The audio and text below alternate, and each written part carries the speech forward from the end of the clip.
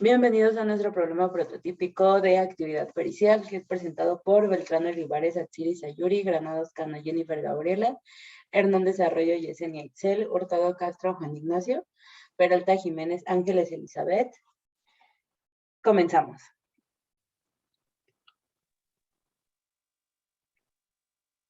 La corrupción. La corrupción consiste en el abuso de posiciones de poder o de confianza para el beneficio particular en detrimento del interés colectivo, realizado a través de ofrecer o solicitar, entregar o recibir bienes o dinero en especie, en servicios o beneficios, a cambio de acciones, decisiones u omisiones. Existe la pequeña corrupción, que puede ser entendida como el conjunto de actos en que se conceden gabelas, ventajas o tratamientos preferenciales en contratos de bajo monto en trámites ante el Estado. Y también existe la gran corrupción, que es a gran escala. Consiste en actos cometidos en los niveles más altos del gobierno que involucran la distorsión de políticas o de funciones centrales del Estado y que permiten a los líderes beneficiarse a expensas del bien común. Algunas características son abuso de poder, que se expresa mediante el uso de oportunidades desde posiciones públicas o privadas para obtener beneficios grupales o personales. Carencia o debilidades de los procedimientos y mecanismos institucionales que garanticen la transparencia en el ejercicio de las funciones. Debilidad en los marcos legales que tipifican y sancionan la corrupción administrativa pública. Reforzamiento de las aptitudes individualistas y el consumismo, sustituyendo los valores éticos como la solidaridad, honestidad y responsabilidad. La impunidad en que se encuentran los actos de corrupción, sobre todo en la administración pública. Como vemos, la corrupción se expresa de múltiples maneras, siendo algunas de sus expresiones más visibles el tráfico de influencia y la obtención de prebendas personales. Y algunos organismos para combatirla son las siguientes: Convención Interamericana contra la Corrupción, la ONU y la OCDE.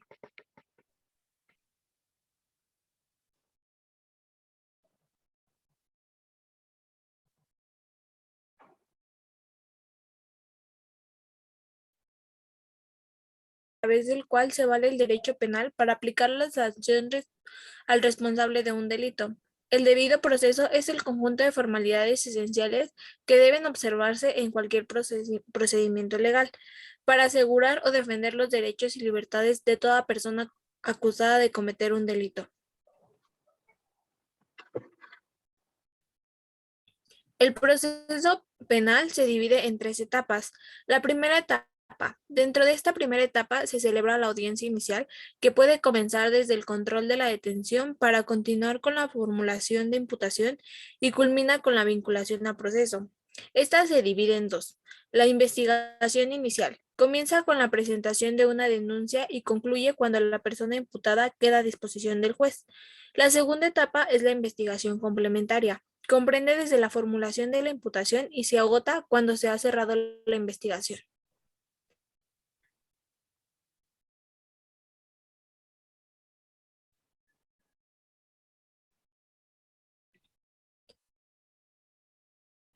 En esta etapa se desarrolla la audiencia inicial, que incluye el control de la detención. En caso de flagrancia, la formulación de la imputación de cargos y la vinculación al proceso. El juez de control analiza la información sujeta al imputado a proceso y otorga un plazo común al Ministerio Público y a la defensa para realizar la investigación complementaria. En este tiempo se recabarán los medios de prueba que se necesiten para perfeccionar la teoría del caso, los mismos con los que en su momento el Ministerio Público sustentará la acusación.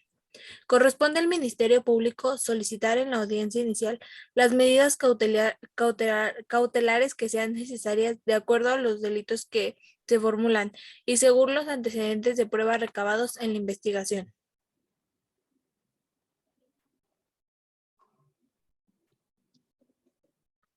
Segunda etapa, intermedia o de preparación a juicio, donde se resuelve sobre la administración de pruebas.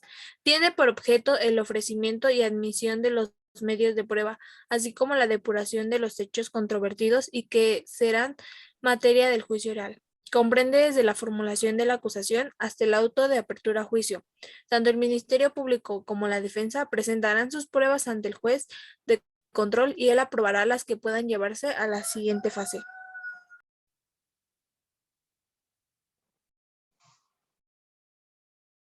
Tercera etapa, la de juicio oral, que inicia con la audiencia de debate donde se desahogan las pruebas y que concluye con la sentencia. Es la etapa de decisión de las cuestiones esenciales del proceso. Se realiza sobre la base de la acusación en que se deberá asegurar la efectiva vigencia de los principios de inmediación, publicidad, concentración, igualdad, celebridad y continuidad. El juicio comprende desde que se recibe el auto de apertura a juicio hasta la sentencia emitida por el Tribunal del Juicio Oral.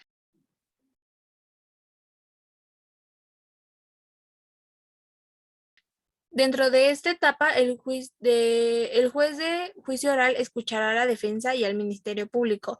Se desahogan las pruebas, se emiten los alegatos de clausura y finales por las partes. Finalmente se delibera, se emite el fallo y se dicta una sentencia a la que se explica oralmente si el imputado es inocente o culpable.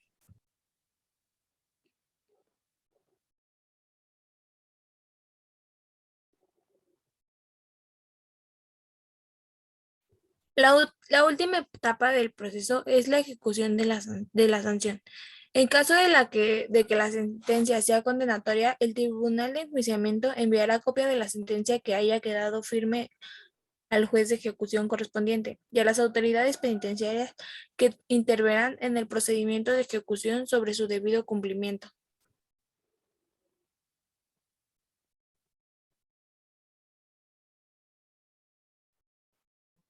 En nuestro Código Penal, el delito de robo se encuentra dentro del artículo 367, que dice que comete el delito de robo el que se apodera de una cosa ajena, mueble, sin derecho y sin consentimiento de la persona que puede disponer de ella con arreglo a la ley. En el artículo 369 nos dice que para la aplicación de la sanción se dará por consumado el robo desde el momento en el que el ladrón tiene en su poder la cosa robada, aun cuando la abandone o la despoje de ella. En cuanto a la fijación del valor del robo, así como la multa impuesta, se tomará en consideración el salario mínimo en el momento de la ejecución del robo. En el artículo 370 nos dice que cuando el valor de lo robado no exceda 100 veces el salario, se impondrá hasta 2 años de prisión y multa hasta de 100 años de salario. Y en el artículo 372 nos dice que si el robo se ejecuta con violencia, a la pena que corresponda por el robo simple se agregarán 6 meses a 5 años de prisión. Si la violencia constituye otro delito, se aplicarán las reglas de la acumulación.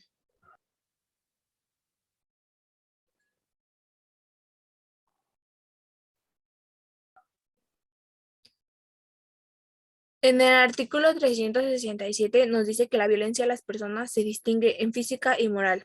Se entiende por violencia física en el robo la fuerza material para cometerlo se hace a una persona. Y hay violencia moral cuando el ladrón amaga o amenaza a una persona con un mal grave, presente o inmediato, capaz de intimidarlo. En el artículo 381 nos dice que además de la pena que corresponda conforme a los artículos 370 y 371, se aplicará al delincuente las penas previstas en este artículo en los casos siguientes. Cuando se cometa el delito en un lugar cerrado y cuando se cometa el delito en una o varias personas, por una o varias personas armadas y que utilice o parte de otros objetos peligrosos. En los supuestos a los que se refieren estas fracciones, se aumentarán hasta 5 años de prisión. O en el segundo caso, en el segundo supuesto, se aumentarán de 2 a 7 años de prisión.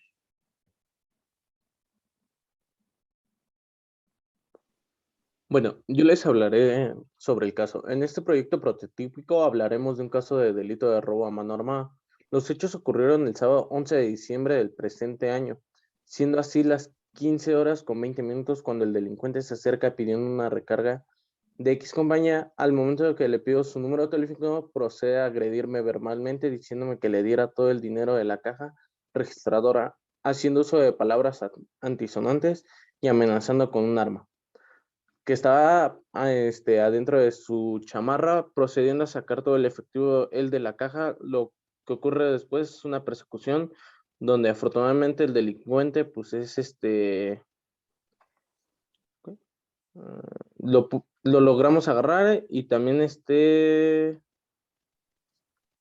donde se logra agarrar al delincuente, en lo cual procede a que lo golpeen y que se presente al Ministerio Público, al MP, donde se presentan las pruebas de que el médico forense dictamina que el delincuente realmente no fue golpeado en ningún momento y que en sus manos tenía restos de pólvora, aún mostrando que el de balística decía que el delincuente traía consigo un arma de juguete.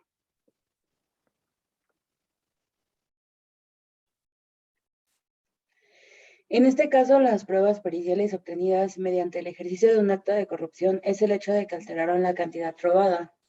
De 800 pesos lo cambiaron a 4,000 pesos para así poder tener una pena mayor para el delincuente.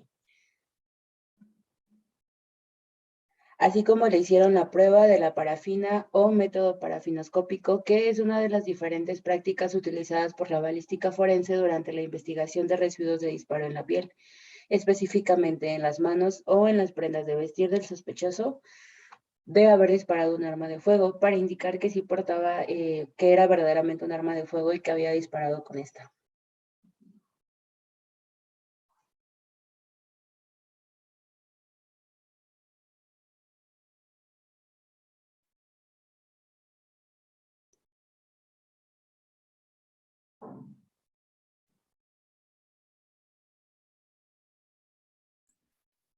Las consecuencias negativas son el no realizar bien el estudio. Se ve reflejado que las autoridades realizan procesos con corrupción así obtengan ellos un beneficio. Y eso hace pensar que en los procesos anteriores realizaron actos similares. Ponen en duda el proceso de anteriores casos y si realizaron correctamente su valor. Le dieron una pena mayor que no le correspondía, y en casos similares quizás tuvieron la misma problemática.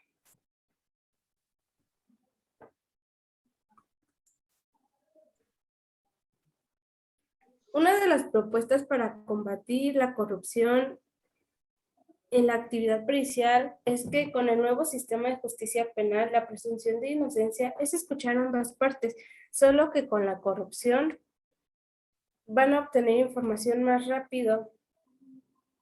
No, porque con la corrupción suelen obtener información más rápido y suelen pagar a instituciones públicas, que no debería pasar eso. Y deben supervisar que los procedimientos se hagan debidamente y que involucren a más personas para tener un mejor desarrollo. A esto se debería que las autoridades de ciertas instituciones verifiquen que se haga correctamente el proceso, que ellos se involucren y que así no se logren obtener ciertas fallas o ciertos huequitos donde existe corrupción y lamentablemente no se dan cuenta. Gracias por su atención.